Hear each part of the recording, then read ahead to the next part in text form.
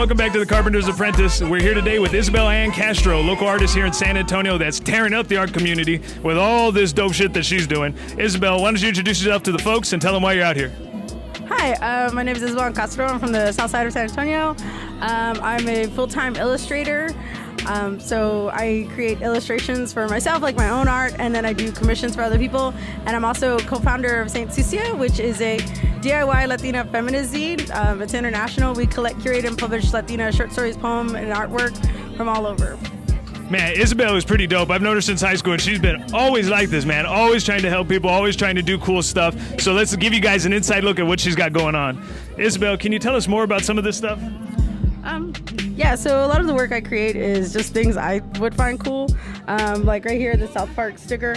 South Park Mall changed their logo, and I'm very nostalgic for like 90s Southside. So I remember going there and just waiting at Mervyn's for my mom to be done, like shopping, and like DZ, like KB Toys and everything. So that was kind of something that I just wanted to like live forever. So I created a sticker out of it. And for those of you guys from the South Side, you gotta see this, man. This will give you some memories. Look at that bad boy.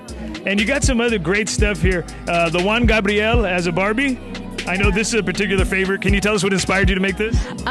So I'm a founder of one of the founders for San Antonio Zine Fest, and we were doing a Juan Gabriel tribute night. And I was thinking about, I'm like, oh, what if like Juan Gabriel is like an action figure, but that was too masculine. And I was just like, oh, like he'd be great in a Barbie box. And so I kind of created it. So it has like the little microphone in there where they have the little yellow wire that like holds all their little props and everything to it. So I thought it'd be super cute, and people love it, and I love that they love it because I love Juan Gabriel. And one of the things I love about your artwork, Isabel, is that there's so much damn detail. It's like you don't spare anything. You make sure that everything gets into this. What makes you do that? Take that extra time? I wouldn't say I'm a perfectionist because I'm pretty lazy, but I think like those tiny touches kind of make it real for people. Yeah. Like on this little sticker here that I have here, this is like my mom's Suburban that she had. I learned to drive in it, but she used to like drive all of like my friends and band kids like in it, and we would just load it with like kids and stuff. But I even like added like the little dent in there that I went to Casa Guajadro and I bumped into a woman. I'm pretty sure she was a witch, and she like cursed me. And when I was like backing out, I like hit a pole, so I even included that dent into the sticker. And I think that just kind of helps build the story around it and makes it real for people, and it makes it real for me. So I kind of like, do stuff for like memories and nostalgia like that. I love that. Can you tell us a little bit more about St. Sucia? I know this is a project that I think is more recent than these, yes? No, I started doing this more recently, but St. Sucia's, you want me to hold that? Sure. St. Sucia's been around since December 2014. It started with me and my friend Natasha. We were trying to create a platform for Latinas to be honest, to talk shit, and be very real about things that happen. I think there's conversations that, say like at a party at someone's house, you go into the kitchen and your friend's there or your cousin's there, and you get to ask them like, while nobody's around, like, hey, how are you doing? How is this thing? And then they begin to talk about it, and it's like kind of a taboo topic. Somebody walks into the kitchen and like, you change the subject and walk away, and you never get back to it. So this is like a space for those stories that are considered taboo in our community. So a lot of it has to do with identity, sexuality, different types of traumas, from miscarriages to abortion to different types of really hard topics like abuse, domestic violence.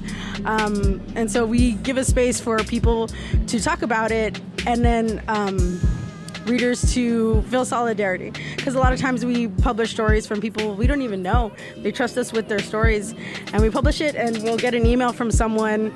If somebody wrote it in New York, we get an email from someone in California saying, hey, like, I read that story by someone in your zine, and it made me feel less alone about what I'm going through. And that's what zines are about.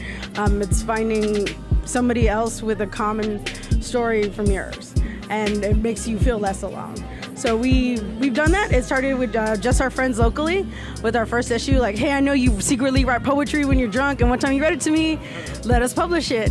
And it kind of took off from there. The first issue went well, so we made a second one, and now we're going on our 12th issue. And then we have up to 15 lined up. But we're international now.